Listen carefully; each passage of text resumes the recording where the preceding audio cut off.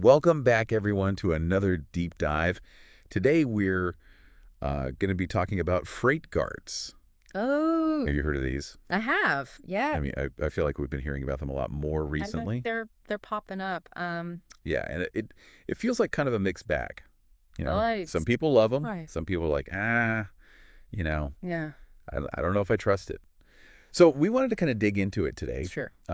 So we found a few different sources online that we're kind of pulling from just to get an idea of like, okay, what's the general consensus? Yeah. What are these things? What are the pros? What are the cons?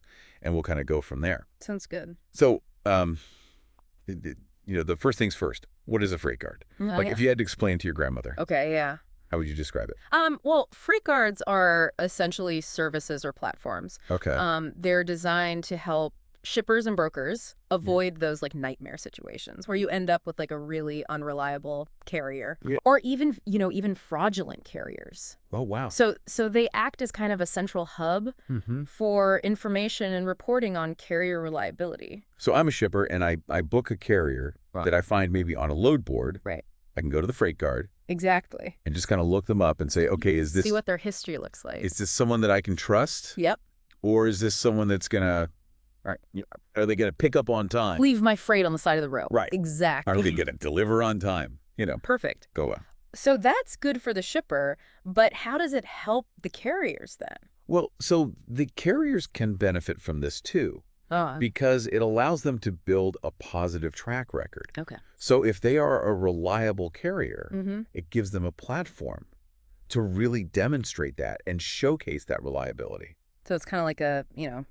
I don't want to say Yelp, but it's like Yeah, it's very similar to that. a reputation platform. It's building trust Exactly. both ways in theory. Right. So that makes sense. So, in our research, we found that there are um, some pretty compelling pros to using these freight guards. Yes, definitely. Obviously, like we were saying earlier, Yeah. it helps mitigate risk.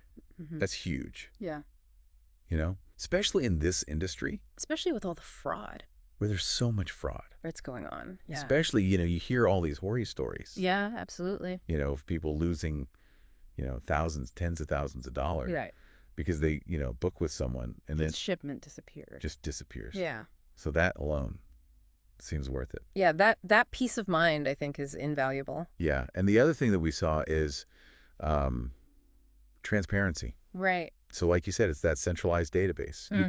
You can just go in and you could look up a carrier's history. See if there are any red flags and Like, okay, this one has a lot of complaints about this.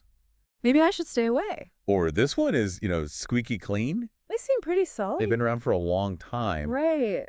And that can also save so much time, Absolutely. rather It's than hours on the phone. calling references. And all that digging yourself. Exactly. Yeah. So it sounds like it could be a really helpful tool. It can be. So then the question becomes like, okay, well, what are the downsides? Why wouldn't I use this? Right. Well, nothing's perfect. Of course, yeah. There are some potential cons that you do need to be aware of. Okay.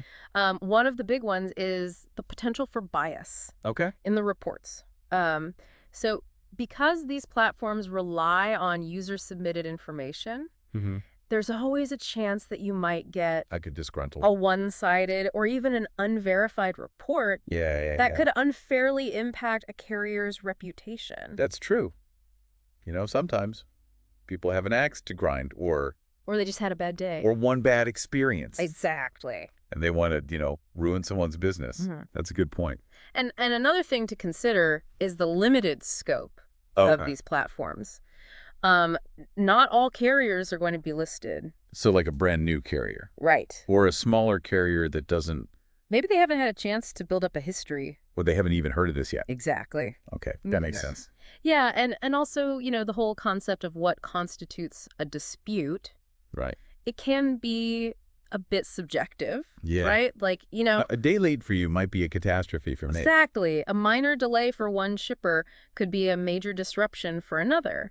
So yeah, the reporting standards can vary between platforms, Yeah. and that can lead to, some discrepancies. And then, of course, there's always the question of cost. Right. Some of these platforms, They can get pricey. they do charge a monthly fee or a per transaction fee or something like that. Exactly. So Yeah. it's definitely something to factor in. Okay, so it sounds like freight guards can be a really useful tool, Mm-hmm. but you have to be smart about how you use them. Yeah, I think the key takeaway here is that you should really view them as part of a broader vetting process, not your sole source of truth. Okay. So, Don't just rely on the freight guard. right. Do your due diligence. Talk to other people in the industry, get references. And, use your gut too sometimes. Exactly. Trust your instincts. That's great. So for our listeners out there who are, involved in logistics and shipping, think about it. Given your specific needs, do the potential benefits of using a freight guard outweigh the potential drawbacks? Could this be something that actually helps your business and saves you money in the long run? I think it's a good question worth considering. Absolutely. Thanks for joining us today for this deep dive on freight guards. We'll catch you on the next one. Sounds good.